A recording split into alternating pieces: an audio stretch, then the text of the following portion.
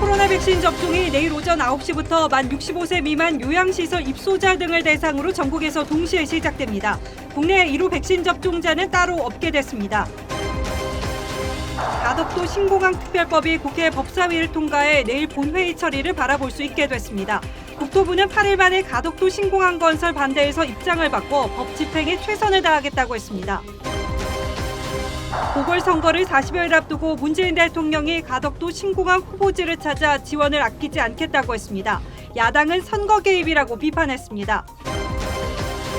민주당 당원 게시판에 검찰개혁 속도 조절이 무슨 말이냐며 대통령을 겨냥한 비난글이 올랐습니다. 민주당이 소득 1억 원 이상인 고소득층의 사회 연대세를 받는 법안을 발의합니다. 법안 통과 시 57만 명이 대상입니다. 폭력에 대한 거부를 이유로 예비군 훈련에 불참한 남성의 대법원이 무죄를 확정했습니다. 종교적 신념이 아닌 이유로 훈련을 거부한 병역 대상자에게 무죄가 확정된 건 처음입니다.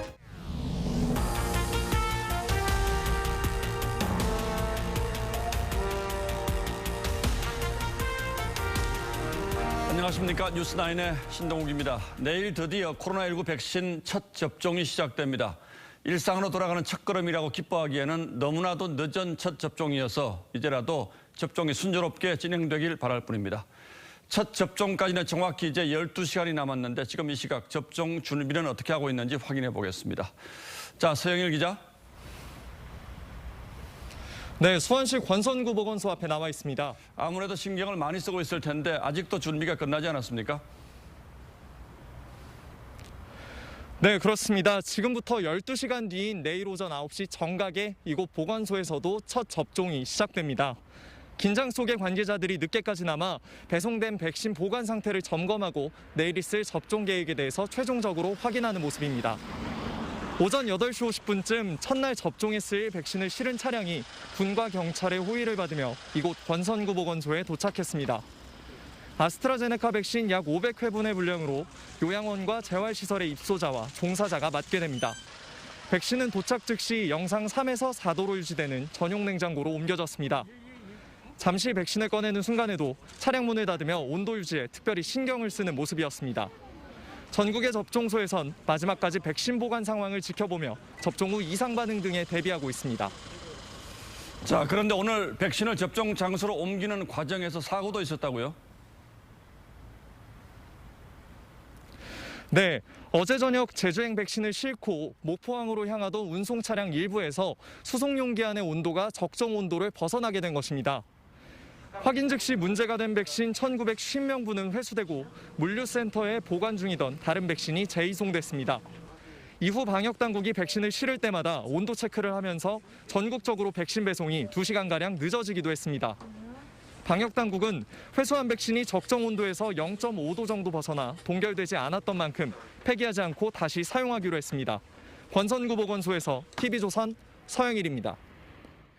이렇게 전국의 보건소와 요양병원의 접종 첫날용 백신 배송이 마무리되면서 이제 정말 접종만을 남겨두고 있습니다. 당초 관심이 집중됐던 국내 1호 접종자는 한 명이 아니라 내일 오전 9시 백신을 맞는 접종자 모두가 될 전망입니다. 황병준 기자가 취재했습니다. 미국은 흑인 여성 간호사, 영국은 90대 할머니가 백신 1호 접종의 주인공이었지만 국내에선 각 기관별로 내일 오전 9시 백신을 맞는 접종자 모두가 1호 접종자입니다. 2월 26일 9시에 전국적으로 동시에 시작되는 요양병원과 요양시설 65세 미만의 입원 입소자와 종사자분들 모두 첫 번째 접종자가 되신다는 것을 첫날 접종 대상자는 전국 213개 요양시설 입소자와 종사자 5,266명. 이 가운데 대구에선 요양병원 의사 부부가, 충북 청주에선 요양병원 의사와 환자가 1호 접종자로 선정됐습니다. 서울 중랑구에선 요양시설에서 6년째 근무 중인 요양보호사가 첫 접종의 주인공이 됐습니다. 가족들도 볼 수 있고 조금 손주, 손녀들도 만날 수 있는 그런 계기가 오리라고. 첫 백신 접종을 지켜보는 가족들도 기대감을 감출 수 없습니다. 1년째 지금 바깥으로 한 발자국도 못 나가고 있는데 병원 바로 앞에 나가서 이제 햇빛이라도 쬐일 수 있는 그 기회가 왔으면 좋겠어요. 모레부턴 코로나19 의료진이 화이자 백신을 맞습니다. 국립중앙의료원을 시작으로 다음 달 3일부턴 권역 예방접종센터로 확대해 3월 20일까지 1차 접종을 완료할 계획입니다. TV조선 황병준입니다. 4월 보궐선거를 앞두고 정치권이 추진하는 가덕도 신공항 건설을 위한 특별법이 국회 법사위를 통과했습니다. 이제 내일 국회 마지막 관문인 본회의 통과만을 앞두고 있는 상황입니다. 여러 가지 우려에도 불구하고 가덕도 특별법이 일사천리로 국회 통과를 앞둔 배경은 뭔지 국회를 직접 연결해서 물어보겠습니다. 조정린 기자, 가덕도 특별법에는 어떤 내용이 담겨 있습니까? 네, 가덕도 신공항 특별법은 이 가덕도 신공항의 신속한 건설 추진을 위해 예비 타당성 조사를 면제하고 사전 타당성 조사를 간소화하도록 하는 내용의 특례 조항을 담고 있습니다. 오늘 법사위에서 이 특별법이 통과함에 따라 내일 본회의에서도 무난하게 가결될 것으로 전망됩니다. 법사위 전체 회의에선 여당의 선거용 호재가 되는 것을 경계하는 국민의힘과 이를 반박하는 민주당 사이의 신경전도 벌어졌습니다. 내 책임하에 건설하겠다. 그 말씀을 안 하시고 쇼잉만 하는 거예요. 솔직히 문재인 대통령 너무 무능합니다. 가덕도 신공항에 대해서 대통령의 결단이 중요한 겁니까? 우리 국회는 국회 할 일을 빨리 하자. 지난 17일 국토위 소위 논의 과정에선 과도한 특혜 아니냐는 논란이 있었지만 국토위 전체 회의에 이어 오늘 법사위에서도 별다른 반대 목소리는 나오지 않았습니다.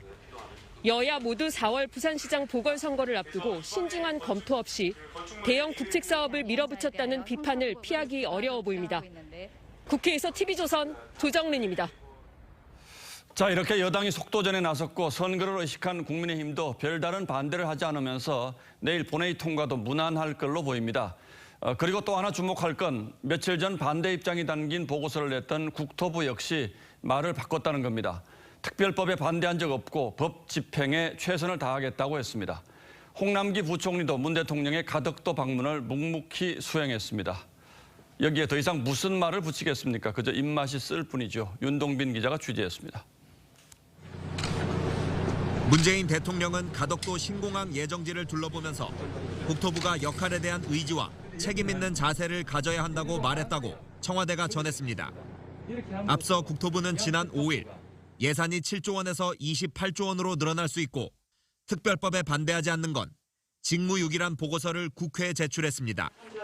손명수 국토부 2차관도 지난 17일 국토위에서 절차적 정당성을 문제 삼았습니다.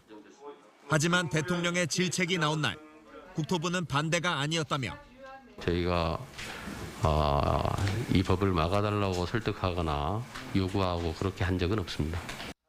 법이 통과되면 최선을 다하겠다고도 했습니다. 이 법이 통과되면 저희는 안전한 공항을 건설하기 위해서 최선을 다할 것입니다. 변창흠 국토부 장관은 국토부가 가덕도 신공항을 반대한 것처럼 비춰 송구하다고 했습니다. TV조선 윤동빈입니다. 이런 가운데 문재인 대통령이 오늘 가덕도 앞바다를 직접 찾았습니다. 조속한 입법을 희망하며 필요한 지원을 아끼지 않겠다고 했습니다. 야당에서 노골적인 선거 개입이며 탄핵 사유가 될 수 있다고 비판했습니다. 김정우 기자입니다.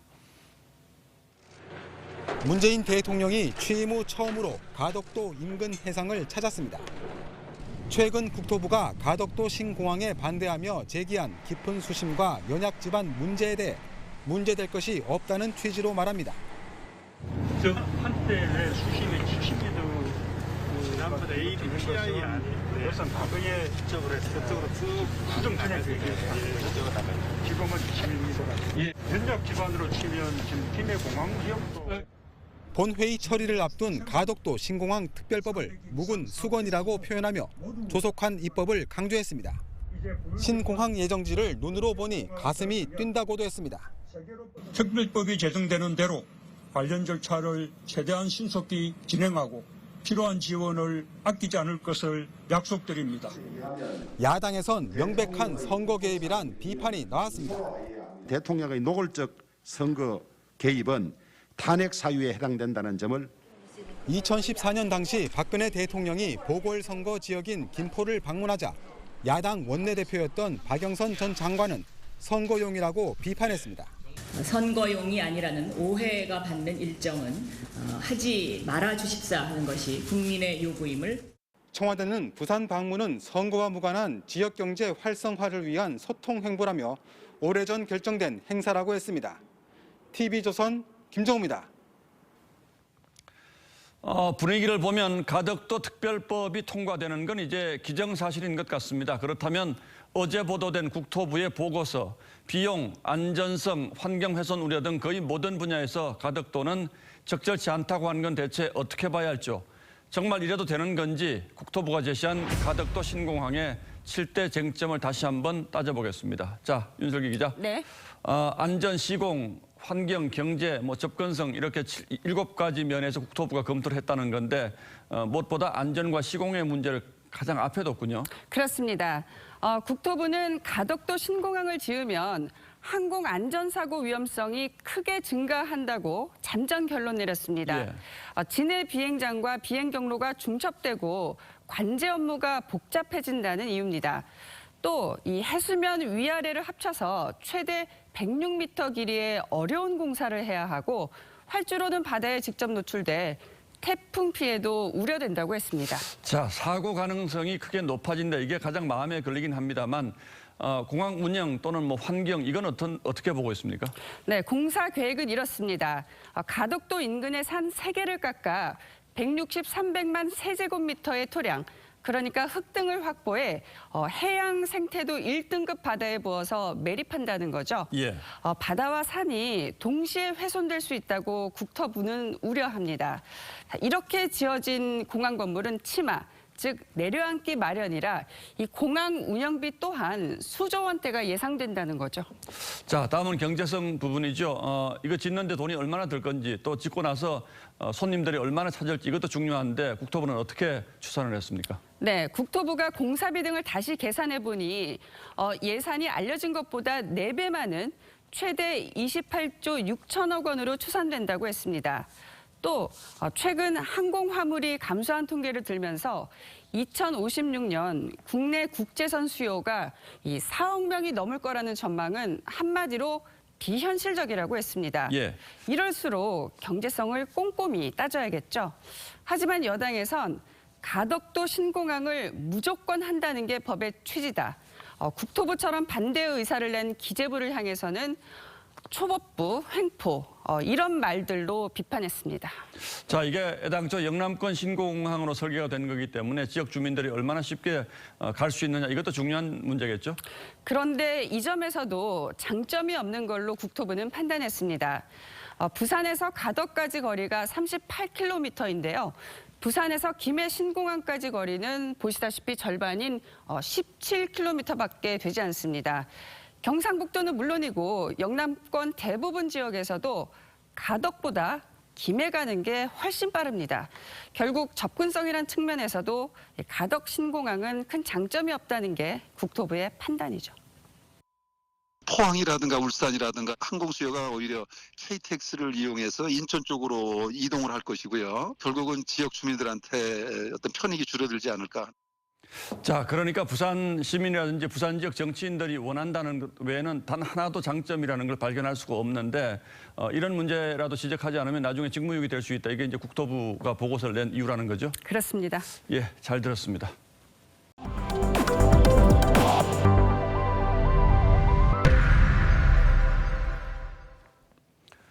신현수 민정수석 사퇴 소동과 여권의 중대범죄수사청 추진을 계기로 문재인 대통령 레임덕 논란에 불이 붙었습니다. 레임덕 현상을 아주 단순하게 보면요. 대통령의 영이 서지 않는 현상이 얼마나 밖으로 드러나느냐 하는 겁니다. 관련해서 박범계 법무장관이 눈에 띄는 발언을 했습니다. 나는 장관이기 전에 여당 국회의원이라고 했습니다.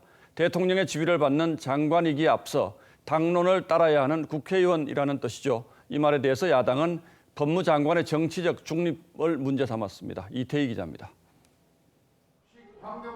민주당은 중대범죄수사청 설치 등 검찰 수사권을 폐지하는 검찰개혁 법안을 예정대로 추진하겠다고 밝혔습니다. 다음 주부터는 당내 의총 등의 절차를 거쳐서 조만간 법안 발의를.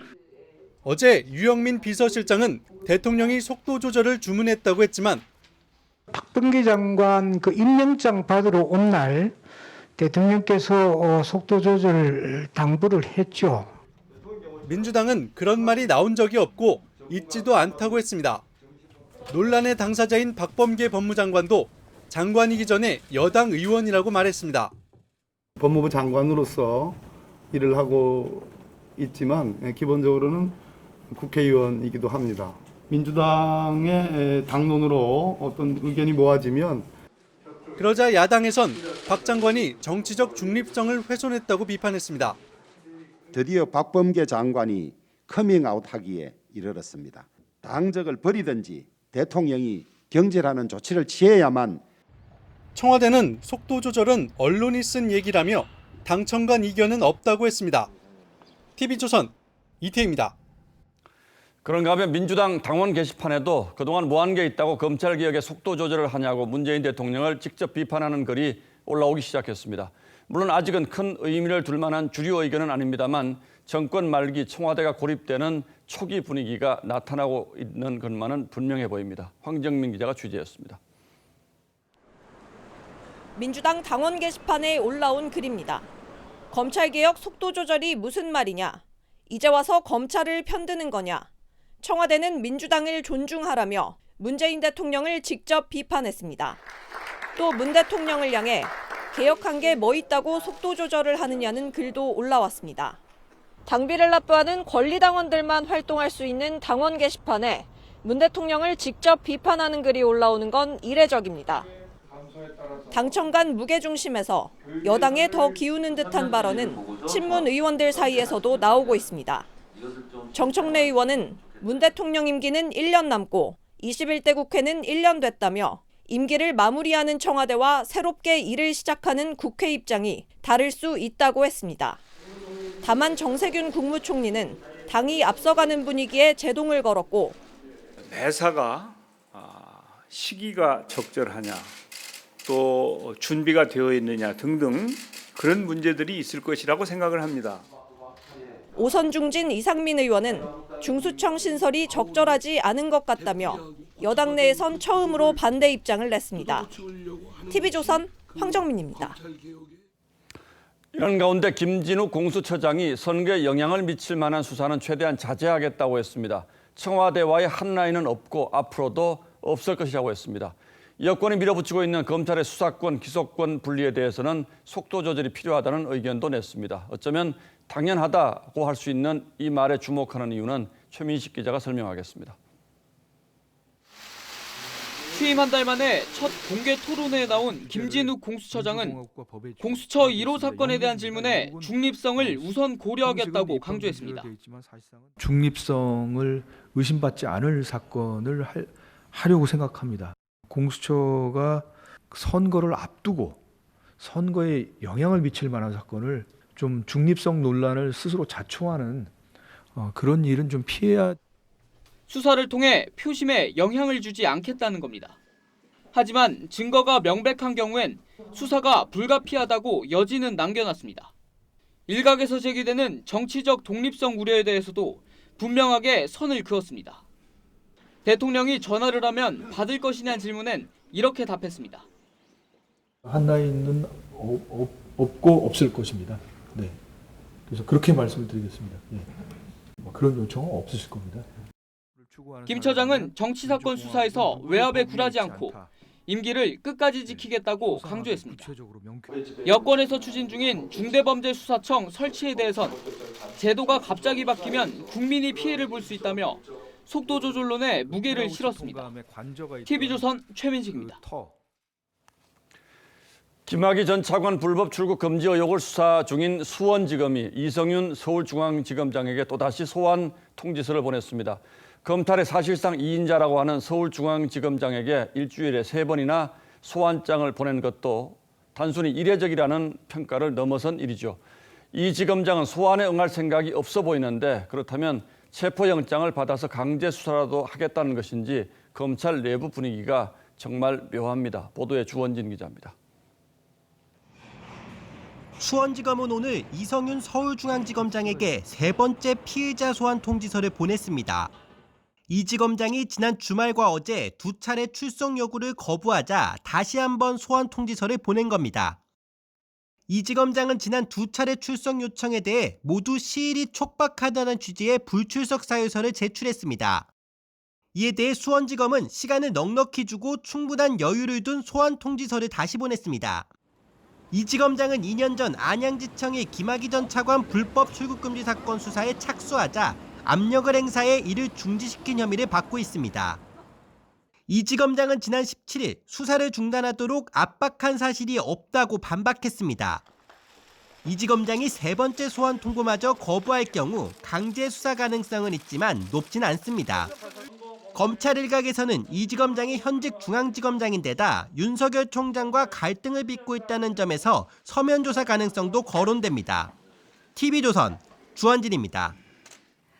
네, 요즘 대화 소재로 빠지지 않는 게 주식 아닐까 싶습니다. 그런데 국내외 경제 불확실성이 지속되는 상황에 이 외국인이 키를 쥐고 있다 보니까 지수가 너를 뛰는 현상이 나타나는데요. 실제 올 들어서 지수 등락폭이 2%를 넘긴 날이 빈번했습니다.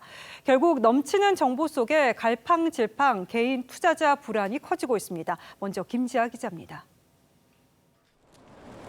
자영업자 우민정 씨는 최근 8개 주식 종목에 투자하면서 매일 침이 마릅니다. 투자한 종목이 이틀 연속 4% 넘게 떨어지거나 하루 새 8% 넘게 오르기도 합니다. 확 올랐다가도 다음 날이면 뚝 떨어지는 경우도 있고 해서 자꾸 핸드폰으로 확인하게 되기도 하고 안전한 방식은 아닌 것 같아요.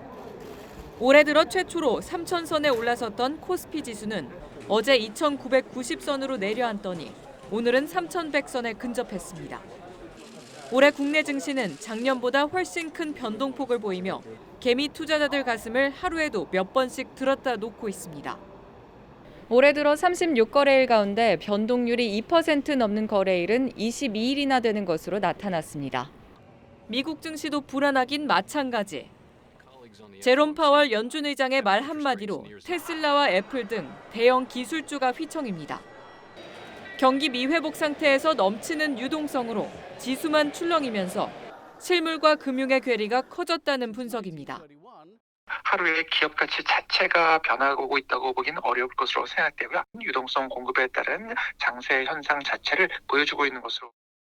국내 증시의 캐스팅 보트를 외국인이 쥔 상황에서 글로벌 인플레이션 우려와 미국 금리 변동, 중국의 유동성 회수설 등 국내외 불확실성이 중첩되고 있어 투자자들의 주의가 더욱 필요하다는 지적이 나옵니다. TV조선 김자입니다.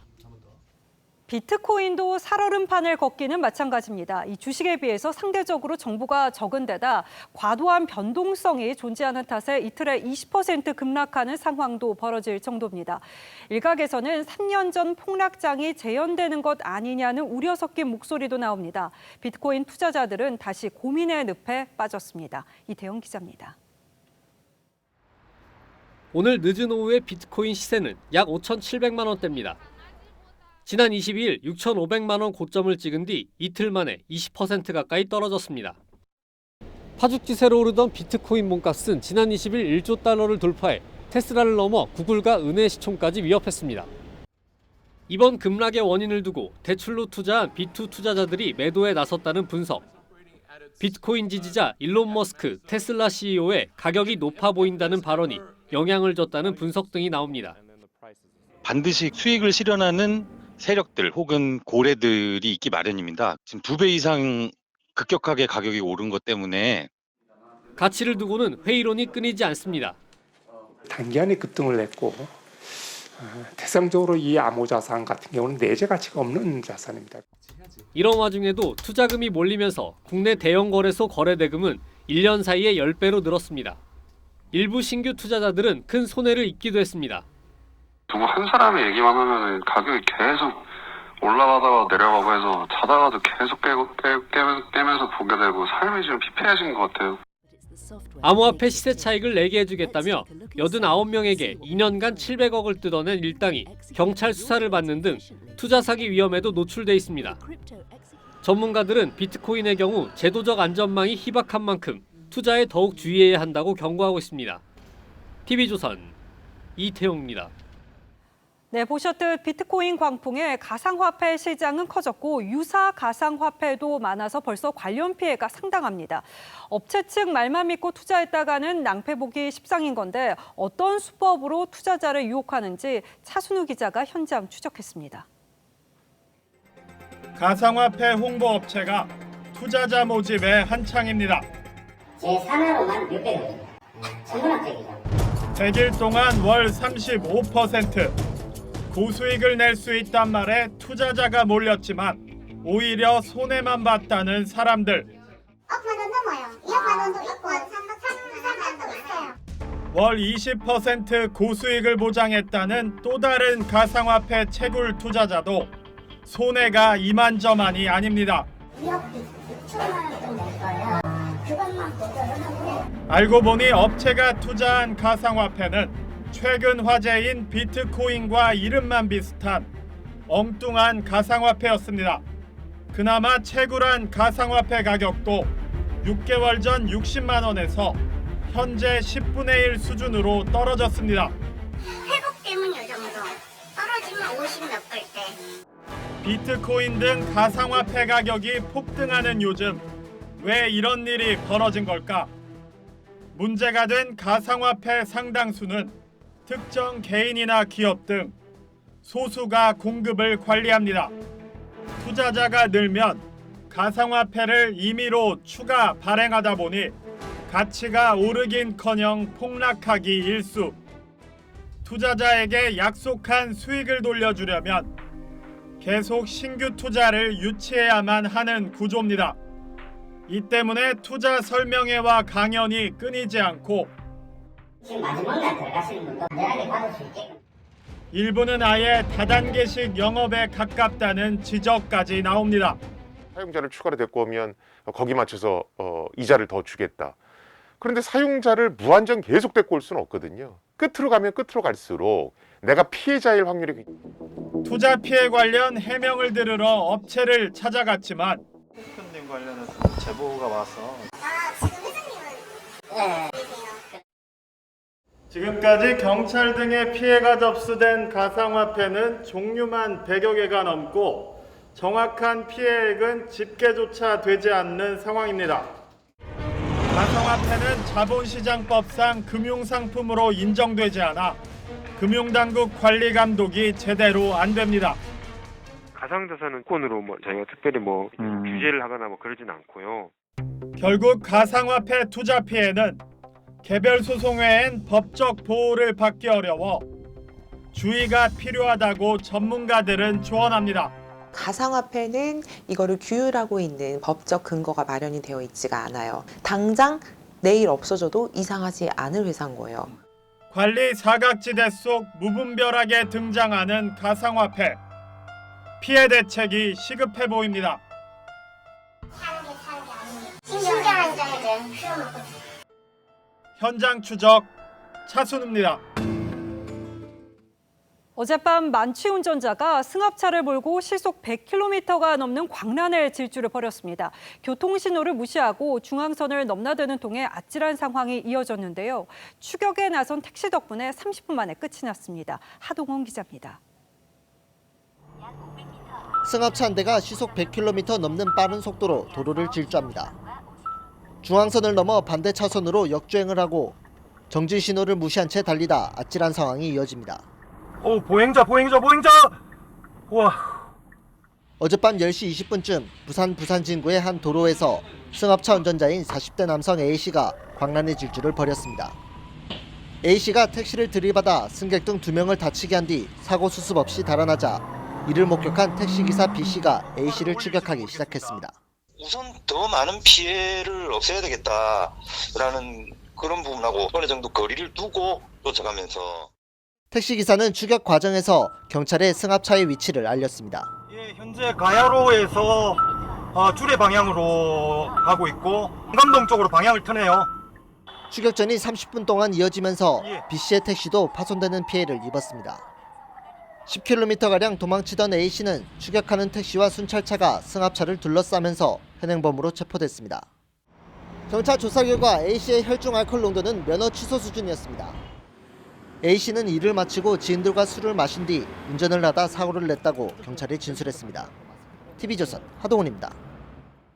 폭력이 싫다는 이유로 예비군 훈련을 거부한 남성에게 대법원이 무죄를 선고했습니다. 종교적 신념이 아닌 이유로 병역 거부를 인정한 첫 사례입니다. 하지만 대법원은 비슷한 이유로 입대를 거부한 다른 사건에서는 유죄 판결을 내렸습니다. 같은 날 대법원이 다른 판단을 내린 이유는 뭔지 장윤정 기자가 설명해드립니다. 지난 2013년 2월 전역한 A씨는 2016년 3월부터 2년 동안 16번의 예비군 훈련과 동원 훈련에 나가지 않았습니다. 인간에 대한 폭력이 싫다는 게 이유였습니다. 대법원은 오늘 비종교적 신념을 이유로 예비군 훈련을 거부한 A씨에 대해 병역법의 정당한 사유에 해당한다며 무죄를 선고했습니다. 앞서 1심과 2심 재판부도 A씨가 현역 복무를 마친 점과 형벌 위험을 감수하면서까지 비폭력 신념을 위해 예비군 훈련을 거부한 건 양심에 따른 것으로 볼 수 있다며 무죄를 선고했습니다. 하지만 대법원은 오늘 A씨와 비슷한 사유로 입영을 거부한 다른 두 사람에게는 유죄를 선고했습니다. B씨의 경우 병역 거부 이전에 반전 평화 분야에서 활동한 구체적인 내역을 제시하지 못했다고 지적했습니다. 또 C씨는 경찰관 폭행 전력이 있다는 점에서 비폭력 신념이 의심된다고 판단했습니다. 법원은 개별 사건마다 그 양심이 깊고 확고하며 진실한 것인지를 면밀히 심리하여 병역 거부에 정당한 사유가 있는지를 판단하게 됩니다. 대법원은 이들에게 각각 징역 1년 6개월을 선고한 원심을 확정했습니다. TV조선 장윤정입니다. 네, 정부가 경기 광명과 시흥 일대에 7만 호가 들어서는 계획을 내놨죠. 정부는 서울 집값 잡기에 효과를 기대하는데 당장에 나타난 현장 분위기는 달랐습니다. 발표 하루 만에 구로 집값이 들썩인 건데요. 이건 또 어찌된 일인지 지선호 기자가 취재했습니다. 서울 구로동의 1,400세대 아파트 단지. 집주인들이 매물을 걷어들여 부동산 포털의 매물이 사라졌습니다. 어제 발표된 광명 시흥 신도시의 교통대책 일환으로 구로 차량기지 이전 가능성이 언급됐기 때문입니다. 차량기지가 옮겨가면 이 지역 주택에는 호재로 받아들여진다는 분석입니다. 전용 84제곱미터형의 최근 실거래가는 9억 5천만 원이지만 10억 원 이하 거래는 어렵다는 게 현장 분위기입니다. 조건이 맞는 거가 있으면 다시 파실 의향이 있느냐고 아니면 가격을 올려서 파실 거냐 이제 여기에 광명 시흥 신도시가 사전 청약은 받지만 입주까지는 5, 6년 이상 더 걸리는 상황. 이래저래 서울 집값 안정 효과는 미지수라는 평가가 많습니다.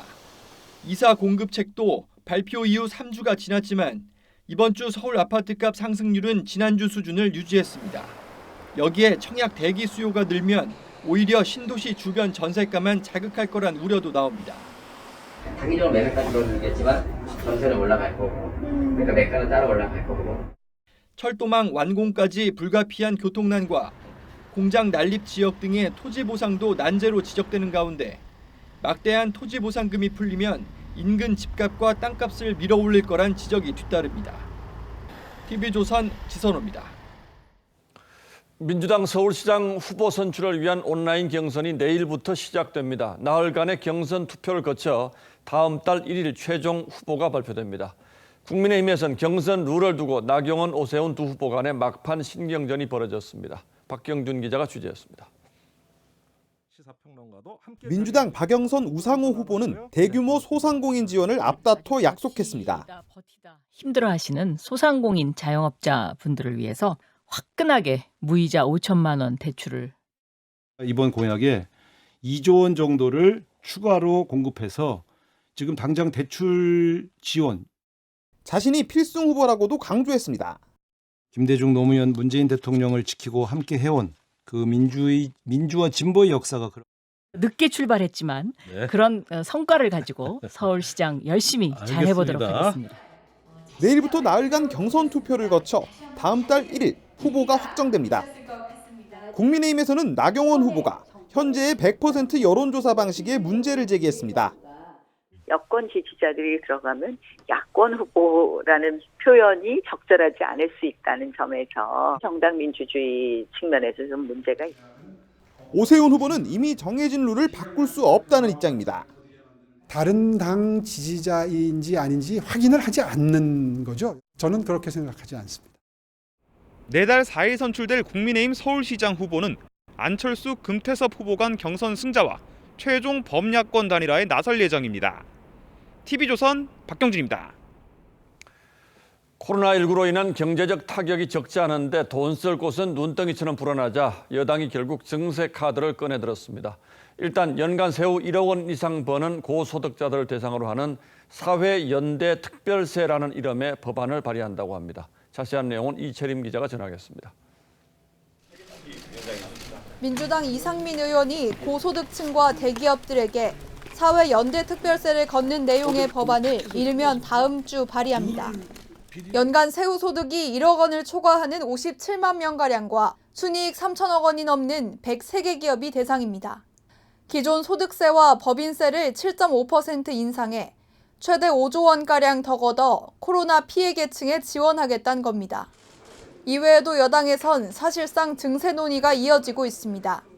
이낙연 대표는 조세 특혜를 줄여 복지 재원을 확보하겠다고 했고, 이원욱 의원은 한시적으로 부가가치세를 1에서 2%포인트 인상해 자영업자 손실보상기금을 마련하자고 주장했습니다. 기본소득 도입을 위한 법여권 의원 연구 모임에선 212조 원 규모의 증세 주장까지 나왔습니다.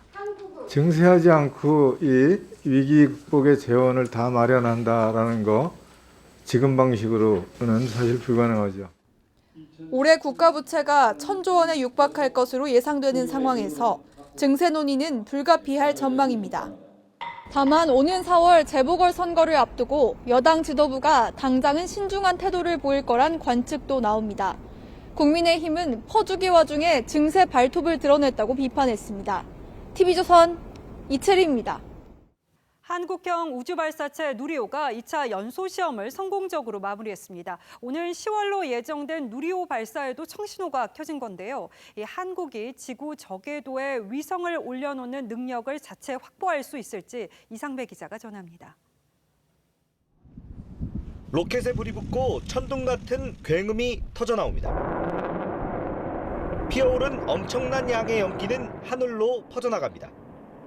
국내 기술과 연구로 발사를 준비하고 있는 한국형 발사체 누리호의 2차 연소시험입니다. 누리호는 3단 발사체로 구성되어 있는데 일단 로켓을 시험한 겁니다. 1차 연소시험 때는 로켓이 제대로 작동하는지 초기 성능을 확인했고, 이번에는 시스템이 장시간 안정적으로 작동하는지 확인한 겁니다. 최종적으로는 1단 로켓이 127초 이상 연소해야 합니다. 누리호가 우주에 나가려면 필요한 시간입니다. 발사에 성공하면 지구 밖 600에서 800km를 오가며 다양한 연구와 실험 임무를 수행하는 저궤도 실용 위성으로 활용됩니다.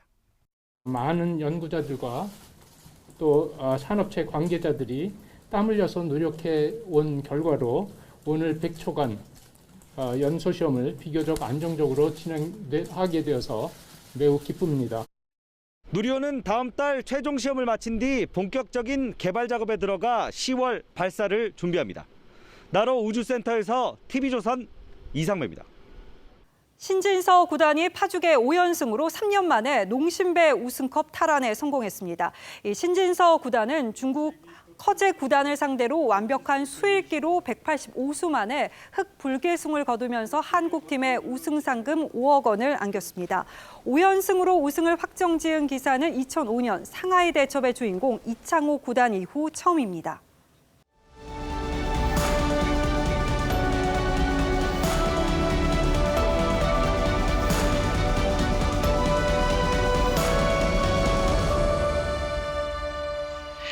I'm Miss Bonnie Parker, and this here's Mr. Clyde Barrow. We rob banks. I'm afraid we're overdrawn. 미 대공황 시대 2인조 혼성 강도를 그려낸 이른바 폭력 미학으로 새 영화 조리를 열었던 우리에게 내일은 없다입니다. 될 대로 되라며 저지르고 보는 주인공의 심리를 국내 개봉 제목이 절묘하게 담아냈죠. 우리에게 내일은 없다. 폭력 세계 말고 현실에서 이 제목이 맞아떨어지는 세상은 또 어디가 있을까요? 미국의 정치 저술가 제임스 클라크가 이런 명언을 남겼습니다. 정치꾼은 다음 선거를 생각하고 정치가는 다음 세대를 생각한다. 구소련의 서기장 후르쇼프는 또 이렇게 말했습니다. 정치꾼이란 시냇물이 없어도 다리를 놓겠다고 공약하는 부류다. 순임금 독장수라는 우리 속담도 있죠. 성군 순임금이 물정을 살피려고 깨진 독을 지고 나섰습니다. 정직하게 깨진 독 사시오라고 외치자 아무도 관심을 보이지 않더니 성한 독 사시오 하니까 다들 사가더라는 얘기입니다. 이렇듯 거짓말해서 먹고 사는 것이 그 옛날 저작거리뿐이겠습니까? 이제 국회 본회의 의결만을 앞둔 가덕도 신공항 특별법이 얼마나 허무맹랑한 것인지 그 실체가 여지없이 드러났습니다. 그것도 다름 아닌 국토부, 기재부, 법무부가 일제히 적법성과 절차, 내용을 조목조목 따져 반대하고 나선 겁니다. 국토부는 집안 침하, 안전사고, 환경 파괴 같은 7개 평가 항목 모두 부적합하다고 판단했습니다. 사업비도 7조 원대가 아니라 28조 원에 이를 거라고 했습니다. 하지만 법안은 구체적 입지와 규모, 경제성, 예산 같은 기본 계획조차 없는 백지에 가깝습니다. 그런데도 거의 모든 사전 절차와 조사를 면제했습니다. 선거를 앞둔 파렴치한 매표법이라는 것 말고는 달리 설명할 길이 없습니다. 와중에 두드러져 보이는 것이 정권 국책 사업에 대한 공무원들의 반대입니다. 법안이 정권 초기에 나왔어도 이랬을까 하는 생각부터 들긴 합니다만 지금이라도 이런 목소리를 내준 게 고마울 따름입니다. 비록 나중에 책임지지 않겠다는 면피성 보고서라도 말이죠. 국토부가 왜 특별법에 반대하지 않으면 직무유기가 될 수 있다는 법무법인의 의견을 보고서에 넣었겠습니까? 이번 특별법이 그만큼 엉터리라는 고백일 겁니다. 선거가 다가오면 정치권의 시계는 선거일까지만 맞춰집니다. 그 이유는 없는 거죠. 그리고 뒷감당은 오롯이 국민들의 몫일 뿐입니다. 2월 25일 앵커의 시선은 우리에게 내일은 없다 였습니다.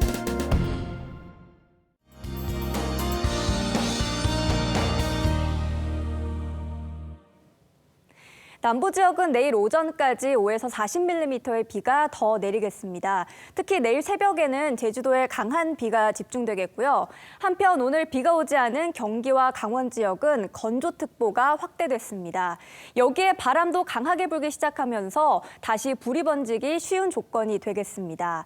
또 바람은 남부 지역도 다시 건조하게 만들 텐데요. 전국 어디서든 화재 조심하셔야겠습니다. 제주와 남해안 그리고 경상 해안 지역은 특보 수준의 매서운 바람이 불겠습니다. 물결도 거세게 일겠는데요. 최고 6m까지 예상하고 있습니다. 기온은 서울이 15도 등으로 오늘보다 5도 이상 높겠습니다.